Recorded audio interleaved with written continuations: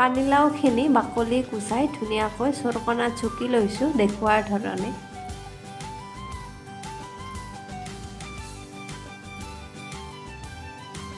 এতিয়া আগতে চুৰকি লোৱা পানীলাওখিনি এটা চচপেনত কিছু সময় বইল হ'বলৈ দিম। পানীলাওখিনি সিজাৰ পিছত ইয়াত অকণমান নিমখো দি ল'লোঁ।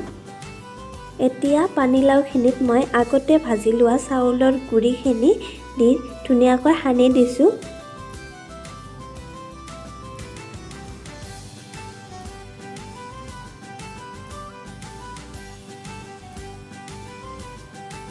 পানীলাও আৰু গুড়াখিনি ধুনীয়াকৈ সনা হোৱাৰ পিছত এতিয়া মই এখন টাৱা গেছত বহাই দিছোঁ আৰু তাত কিছু ৰিফাইন তেল দি গৰম হ'বলৈ দিছোঁ।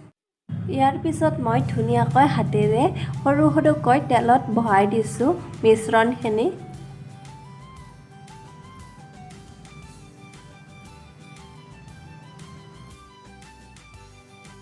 এতিয়া পিঠাকেইটা লাহে লাহে উলটাই দি আছোঁ এইদৰে।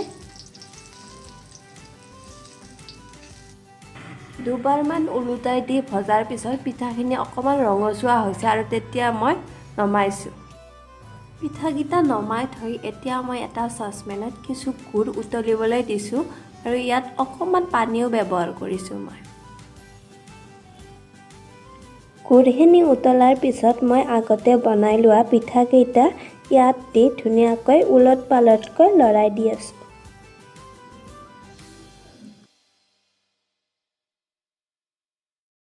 এনেকৈয়ে পিঠাকেইটা মই 5 মিনিটমান উতলিবলৈ দিম। এনেকৈ 5 মিনিটমান উতলাৰ পিছত এতিয়া পিঠাকেইটা নমাই থৈ কিছু ঠাণ্ডা হ'বলৈ দিম। কিছু সময় ঠাণ্ডা হ'বলৈ দিয়াৰ পিছত আমাৰ পিঠাকেইটা খাবলৈ ৰেডি হৈ গ'ল।